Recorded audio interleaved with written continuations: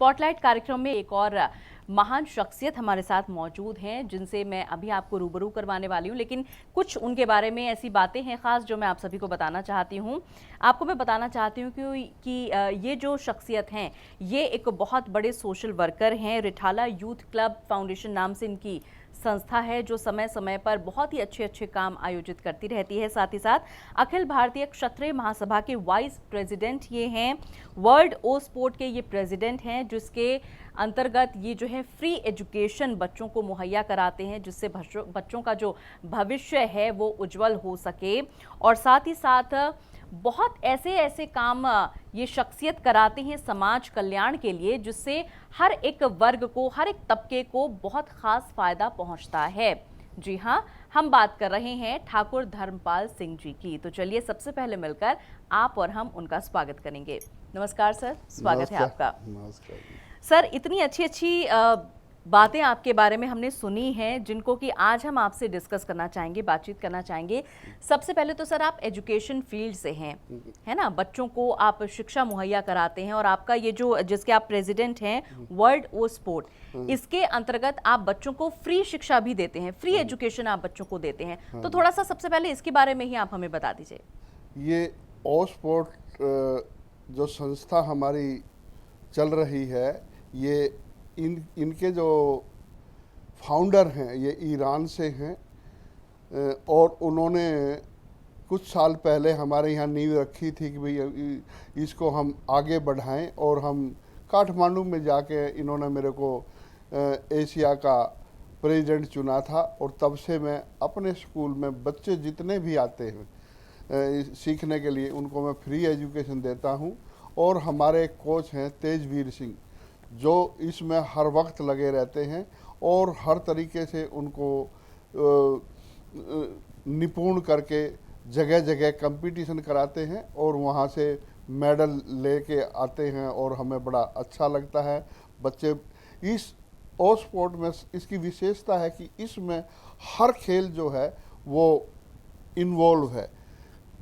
इसमें judo, karate, kung fu, martial art, इसमें सारी चीज़ों का कम्बिनेशन बना के इस ओ स्पोर्ट को बनाया गया है।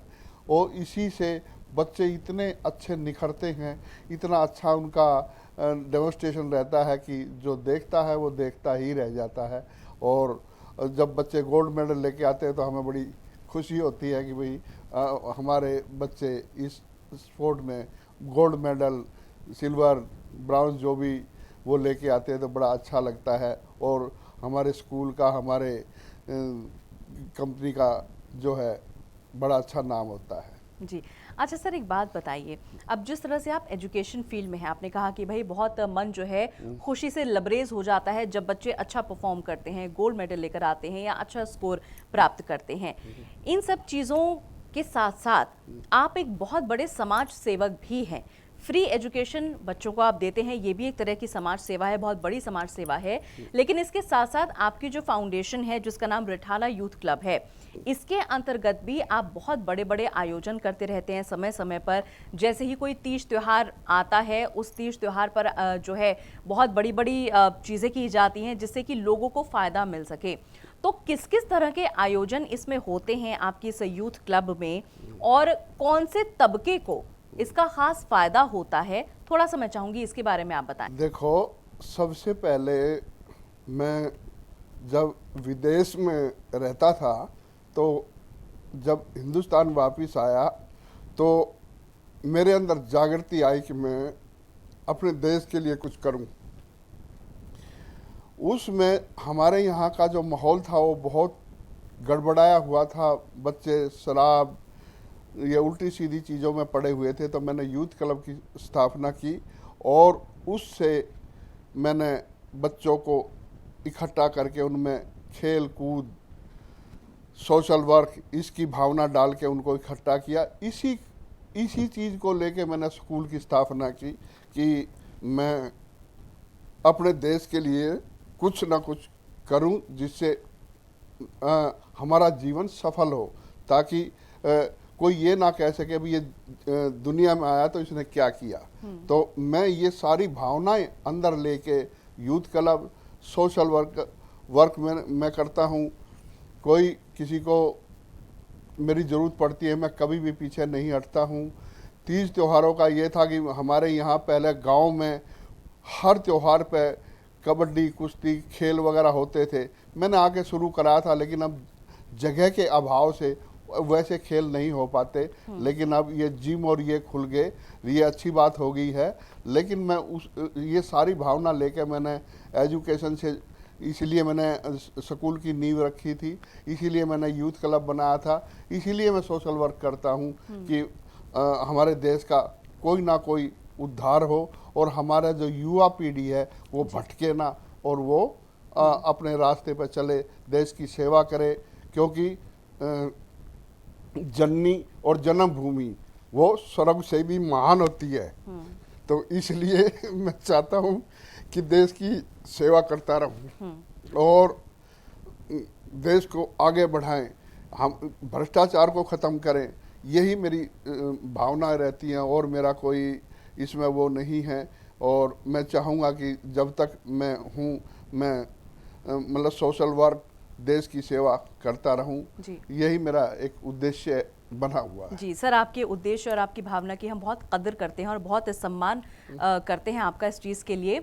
सर, एक चीज़ मैं आपसे यहाँ पर पूछना चाहूँगी, जिस तरह से अभी आपने जिक्र किया कि भाई मैं विदेश में सेटल था, है ना, तो एक ऐसा शख्स जो फॉरेन में वेल सेटल्ड है, अपनी लाइफ को जो है स्मूथली रन कर रहा है, अपने फैमिली को जो है अच्छी तरह से ग्रो कर रहा है, अब वेल सेटल फैमिली और वो भी ऐसी जो कि विदेश में सेटल है, ऐसे में कैसे सर ख्याल आया कि भारत वापस लौट जाते हैं और इस तरह से समाज में अपना योगदान देते हैं? जिस तरह से आपने कहा कि भाई मुझे ये लगा कि हमारा जो युवा पीढ़ी है वो कहीं ना कहीं भटक रहा है, पथभ्रमित हो रहा है, उनको जो है दोबारा से ट्रैक पर लाने की आवश्यकता है। तो ये सारी चीज़ें आपके जहन में आई कैसे?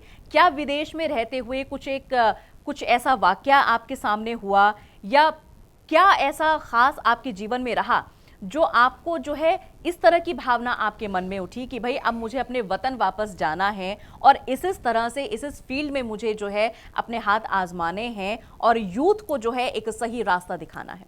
ऐसा क्या कुछ रहा? देखो, जब भी मैं वहाँ से आता था विदेश से, तो अपने यहाँ की कमियाँ देखता था, भाई हमारे देश में क्या कमी है और हम इसमें क्या कर सकते हैं। तो ये सारी चीज़ें देख के मेरे दिमाग में आता था, भाई हम वहाँ रह के हम देश की सेवा इतनी नहीं कर सकते, सिर्फ धन कमा के वहाँ भेज सकते हैं, लेकिन जो अंदर की भावनाएं हैं वो हम यहाँ आके व्यक्त कर सकते हैं। उनको अपने बच्चों में, अपने युवा पीढ़ी में, अपनी जनरेशन में हम उसको एक तरीके से उतार सकते हैं ताकि वो देश के काम आए। ना कि मैं यहाँ पैदा हुआ, पला, बड़ा हुआ, सेवा मैं दूसरे देश की करूं, ये भी मेरे को गवारा नहीं था। तो ये करके मैंने सारी चीज़ सोच के तब मैं यहाँ आके बड़ा कुछ, जब आदमी अपना देखता है और अपने का डाउन देखता तो बड़ा अंदर वो कहीं ना कहीं कंपैरिजन की भावना आपके मन में आई है। तो इस करके मैं हमेशा सोचता था भी हमारा देश भी ऐसा हो। अभी भी मैं कई जगह लड़ लेता हूँ, वो कर लेता हूँ, भी तुम ऐसे क्यों नहीं करते ताकि देश सही रास्ते पे चले।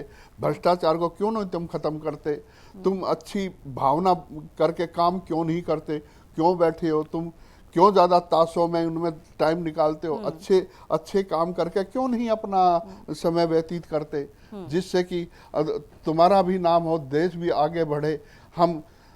मैं राजपूत परिवार से हूँ, जिनका काम ही हमेशा ये रहा कि आगे चलना, आगे चल के हम लोग हमेशा दूसरे को रास्ता देते हैं। तो वही भावनाएं मेरे अंदर आई कि भाई देश में ही चल के हम कुछ अपने लिए अपने देश के लिए ज़्यादा कर सकते हैं। तो इसलिए ये मेरी भावना जुड़ के यूथ क्लब, स्कूल की स्थापना, ओस्पोर्ट की, ये इसमें और सोशल वर्क, ये सारा मैं इसीलिए मेरे अंदर ये जुड़े हुए हैं। और जब भी कभी मेरे को मौका मिलता मैं पीछे नहीं हटता। जी देखिए दर्शकों, ऐसे व्यक्तित्व से ही हमें सीख लेने की आवश्यकता है। बहुत अच्छा लगा आपसे मुलाकात करके और आपने बहुत अच्छी बातें हम सभी को बताई हैं और आपने अपना कीमती समय हमें दिया। इतनी अच्छी हम सभी से बातें आपने की हैं, बातें शेयर की हैं, उसके लिए आपका तहे दिल से सर बहुत बहुत आभार, बहुत बहुत धन्यवाद। बहुत बहुत धन्यवाद आपका भी।